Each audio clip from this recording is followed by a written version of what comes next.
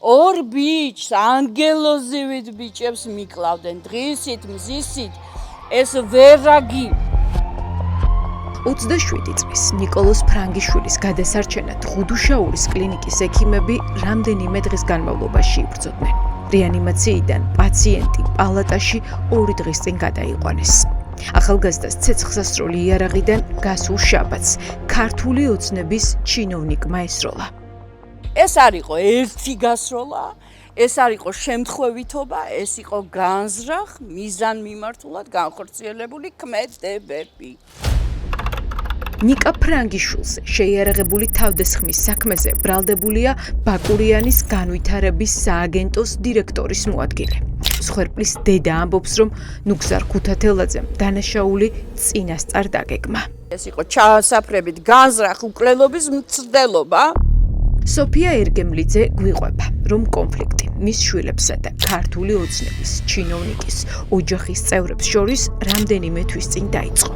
მიზეზი დედისთვის უცნობია, მაგრამ ქალი ირწმუნება, რომ ზამთარში მისი უმცროსი შვილი ლაშა დანით დაჭრეს. ამ თავდასხმის უკან კი ყოფილი პოლიციელის ქუთათელაძის შვილები იდგნენ. ახალმა კონფლიქტმა გასულ კვირას იფეთქა ფრანგიშვილებისა და ქუთათელაძეების საცხოვრებლის სიახლოვეს ვაშლი ჯვარში. ლაშასთან ჰქონდათ პრობლემა ნუგზარიშვილებს? დიახ, თავიდან ესე დაიწყო. თქვენს უმცროს შვილთან უმცროს შვილთან და საქმის კურსში ჩააყენა საფრანგეთიდან ჩამოსულ უფროს ძმას. და როდესაც ნიკა დაინტერესდა ამ ამბით, ნიკა დაინტერესდა ამ ამბით და შემთხვევით შეხვედრის მომენტში ისევე რაღაცა კონფლიქტი მოხდა, რაღაცა სიტყვიერი დაპირისპირება იყო, მაგრამ მოხდა შეხლა-შემოხლას. ფიზიკური დაპირისპირებაც მოხდა.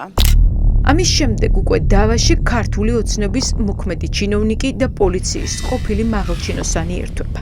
დაჭრილის დედის მტკიცებით ნუგზარ ქუთათელაძემ ჩასაფრება ძმებ ფრანგიშვილებს ვაშლი ჯვარში, მაღაზიასთან მოუწყო და ესროლა. ლაშას მიკლავდნენ მესამე ჯერ.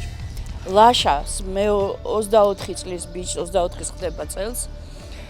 მიკლავდნენ უკვე მესამედ, გადაეფარა უფროსი ძმა, ის ძალიან ძიმედ დაიჭრა.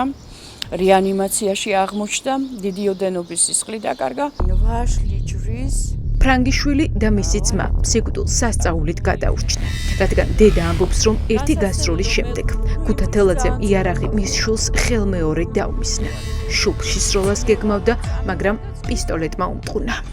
უფროსი გადაეფარა, უფროსი დაიჭრა უმძიმესად, ის განწირული იყო, მაგრამ ღვთისძალით გამოვედით მდგომარეობიდან და ლაშას ყულაილობის ცდელობა უკვე მესამედ სასხლეთზე ხელის გამოკვრით ისევ განახორციელა ამ არაკაცმა ავაზაკმა, მაგრამ არ გაისროლა იარაღმა და ბავშვი გადარჩა კვლავ ისევ უფლის ძალით და ნებით. სწორად გავიგე, ანუ ლაშას დაუმიზნა იარაღი ნუგზარ ქუთათელაძე. დიახ, ძმამ ჩააწევინა ხელი დაარტყა და გადაეფარა და მოხდა ნიკოლოს, დიახ, უფროს ბიჭს. და ხელმეორედ ცდილობდა. და ხელმეორედ ნიკუშა რო წამიქციეს, მაგენი წაიქცნენ ერთხელ და სამუდამოდ, მერე ლაშას კიდევ აი ესე დაახლოებით 2-3 მეტრაში დაშორებით შუბლში გამოკრა, შუბლის აი ესე ამ ნეხვმა მე არ მოვერიდები ამ გველმა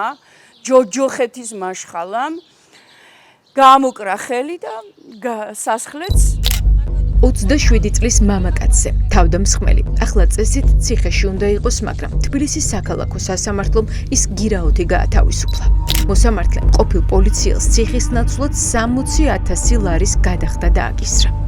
ახლა ჩნდება კითხვა, ვის და რატომ იცავს სასამართლო და რა გარანტია აქვს ჩვეულებრივ მოქალაქეს, რომ ხვალ იგივე არ განმეორდება. დიდი გავლენების მქონე პირებთან აქვს შეხება და ნაცნობობა, სავარაუდოდ ამიტომ განხორციელდა გირაოთი მისი დღესდღეობით გამოშვება. ნუგზარ ქუთათელაძე ბოლო დღემდე ბაკურიანის განვითარების სააგენტოს დირექტორის მოადგილის პოსტს იკავებდა. ამ თანამდებობამდე ის წლების განმავლობაში შინაგან საქმეთა სამინისტროს მაღალჩინოსანი იყო. ძალოვანი სისტემიდან ქუთათელაძის კვალი 2008 წელს ქრება. ნუგზარ ქუთათელაძე შინაგან საქმეთა სამინისტროში მაღალ თანამდებობაზე უკვე ქართული ოცნების ხელისუფლების დროს 2016 წელს ბრუნდება და იმერეთის პოლიციის უფროსად ინიშნება. რა მოხდა ისეთი, რის გამოც ყოფილმა პოლიციელმა შვილების თანატოლებს ცეცხლი გაუხსნა და დაჭრა. ამის შესახებ ჩვენ გვინდოდა მეორე ვერსიაც მოგვესმინა, მაგრამ ქუთათელაძეები იმალებიან.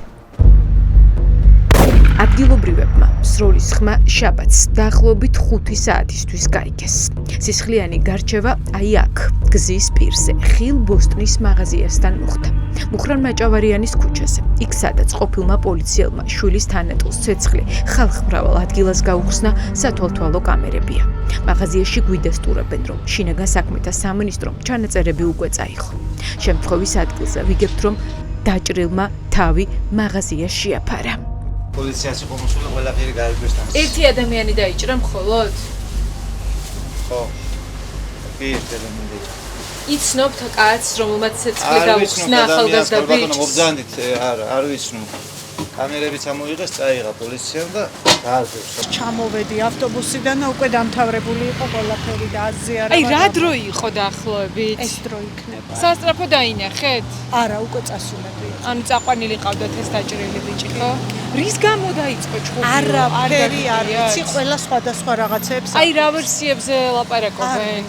არ ვიცი, ვერსიები არ ვიცი, მაგრამ შიგესროლაო კაცმაო. ბიჭი ახლა შეიძლება დაჭრილი იყო, იმიტომ შემოვიდა, მაგრამ რატო შემოვიდა ეს შემოვიდა ნახეთ. მაგრამ თვითონ მაღაზიაში არ გაუსწრიათ, ამას მეუბნებით? უბრალოდ დაიმალა, შემოვიდა. ალბათ დაიმალა. კადრების დათვალიერების შემდეგ მოსამართლეს, რომელმაც მძიმე დანაშაულში ბრალდებული გირაოთი გაათავისუფლა, არ უნდა გაჭირვებოდა ენახა ჩასაფრება და გასროლის მომენტი. თუმცა ბრალდებულს მაინც გირაო შეუფარდა.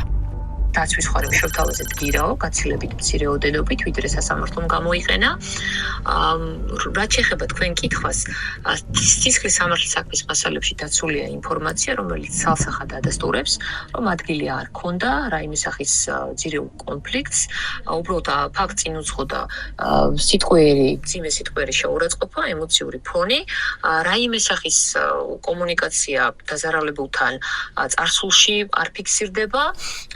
დაზარალებულად ცნობილი პირი შეეცადა ცეცხლსროლი იარაღის წართმევას, რამაც გამოიწვია ფიზიკური კონტაქტი და ფიზიკური კონტაქტის შემდგომ გაუფრთხილებლობით დაფიქსირდა გასროლის ფაქტი.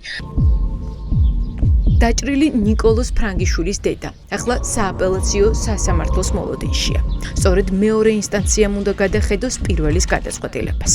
გარდა ამისა, დედა მოუწოდებს სამართალდამცველებს უზრუნველყონ მისი ვაჟების უსაფრთხოება, რადგან ბრალდებული თავისუფალია და არსებობს დანაშაულის გამეორების რისკი. ამაზე პასუხისმგებლობა გირაო არ არის და ვინც გაბედა გირაოთი მათი განთავისუფლება, მე მათ საკითხსაც აღვძრავ, იმიტომ რომ ეს არის აბუჩა დაგდება ადამიანის სიცოცხლის აშკარად და მათ აღარ აქვთ კომპეტენცია იმისი, რომ იჯდნენ იმ ორგანოებში და თანამდებობის ადგილებზე, რომ ადამიანების სიცოცხლის და ბედს წყვეტდნენ. მათ ძალებდნენ რომ კარგად მოისმინეს.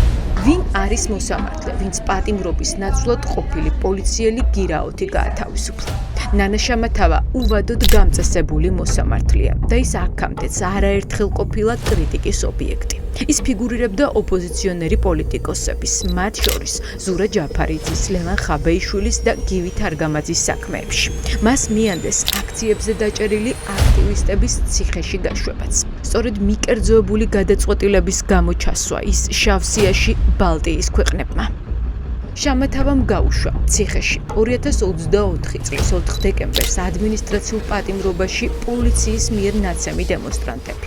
დავით ლომიძეს და თენგო ზასოხაშვილის ფიზიკური დაზიანებები ზედაპირული დათვალიერებითაც აღენიშნებოდათ. ორივეს თვალები დალურჯებული ჰქონდა, მაგრამ მოსამართლე არც დაინტერესებულა ძალადობით, ისე დაუჭერა შინაგან საქმეთა სამინისტროს და მოლოტოვის კოქტეილის სროლის გამო დააპატიმრა. ახლა კი შამათავამ გაათავისუფლა პირი, რომელმაც ხალხის თვალწინ ცეცხლსასროლი იარაღით ახალგაზრდა დაჭრა. დაზარალებული მხარე დაჭრილის ოჯახი მოსამართლის შამათავას, ბოლო გადაწყვეტილებას უსამართლოდ და მიკერძოებულად აფასებს. ჯობია რომ მამა და შვილები ერთდროულად ჩაბარდნენ, არავით არ იგირაო მათ არ უშველით. ეს არის წარმოუდგენელი ამბავი. ციხეა შენი ციცოცხლე და ბაირამობა. სხვა გამოსავალი შენ უბრალოდ აღარ გაქვს. დაემშვიდობა შენ ლაღ ცხოვრებას და ჩინმენდლებს, რომელიც გკიდია. შემოთავაზებაც მქონდა ამ ნაგლებისგან, რომ ახურებისგან, ამ ავაზაკებისგან, რომ არ უჩილო კი არა, დაგიფინანსებთ ნახევარჯამრთელობას, ეს მაიმუნები, ესენი ვის ემაიმუნებიან. შაბათის ეთერს ყუდუშაურის კლინიკის დირექტორი ბექა მაისურაძე udasturებს, რომ 27 წლის პაციენტს ჭრილობა ცეცხლსასროლი იარაღით მუცლის არეში ჰქონდა მიყენებული. ფრანგიშვილი ამ კლინიკაში კიდევ რამდენიმე დღე უნდა დარჩეს. პაციენტი ნფ 27 წლის ჩვენს კლინიკაში შემოვიდა 14 რიცხვში, საღამოს 6-ის ნახევარზე, აღენიშნებოდა მუცლის ყედლის ღრია ცეცხლსასროლი ჭრილობა, დაზიანებული იყო თეძოს და გავის ძვლების მოტეხილობა ჰქონდა სახეზე, რეტროპერიტონიულად იყო სითხე, სისხლი, რომელზეც ჩაიდგა დრენაჟი და ევაკუირდა. შაბათის ეთერს საქართველოს პროკურატურაში უთხრეს, რომ გამოძიება 117 მუხლის პირველი ნაწილით მიმდინარეობს. ეს არის ჯანმრთელობის განზრახ მძიმე დაზიანება. პროკურატურა ამტკიცებს, რომ ჩინოვნიკისთვის შეფარდებულ გირაოს სააპელაციო ინსტანციაში ასაჩივრებს. ჩვენ რამდენჯერმე ვცადეთ პატიმრობიდან გათავისუფლებულ ქუთა თელაძესთან შეხვედრა. მივაკითხეთ რეგისტრირებულ მისამართებს, მაგრამ კარი არავინ გაახო. ერთადერთი, ვინც სატელეფონო ზარებს უპასუხა, ნუგზარ ქუთა თელაძის მეუღლეა. ქალბატონო ზაირა, თქვენმა მეუღლემ თქვენი შვილის ტოლაბიჭი რატომ დაჭრა? ჩემ მეუღლეს ეკსო. თქვენი შვილების მდგომარეობა როგორია? რაზე მოუვიდათ ჩხუბი, ქალბატონო? რაზე იჩხუბეს? რაზე იჩხუბეს? თქვენი შვილების ნაცვლად წავიდა საქმის გასარჩევად თქვენი მეუღლე? თქვენი საქმე რატომ მეკითხებით? არა, ქალბატონო, ადამიანი დაჭრა, იარაღიდან ესროლა. მართლა? კი. და საავადმყოფოშია ეს ადამიანი, იცით ხო? 27 წლის ბიჭი არის საავადმყოფოში. ოპერაცია ჩაუტარეს და ძლივს გადაარჩინეს. რა თემაზე მოუვიდათ ჩხუბი? შეგიძლიათ მითხრათ, რა საკითხზე იყო? ქალბატონო ზაირა. ზაირა ქუთა თელაძეს ტელეფონი გაათიშინეს. სავარაუდოდ მასთან ერთად ან ბრალდებული მეუღლე იმყოფებოდა, ან შვილები კოტე და ლაშა ქუთა თელაძეები. ჩვენთვის ამ დროისთვის დაუდგენელია, რა თემაზე დაიწყო ჩხუბი. ძმებ ქუთა თელაძეებსა და ლაშა ფრანგიშვილს შორის. ფაქტია, ეს საქმე ერთ ახალგაზრდას არ ეხება. სისტემა არჩის ქართულ ოცნებასთან დაკავშირებულ პირს, ვინც დანაშაული ხალხის თვალწინ ჩაიდინა. ამით კი უფრო და უფრო აღრმავებს შიშს და უნდობლობას.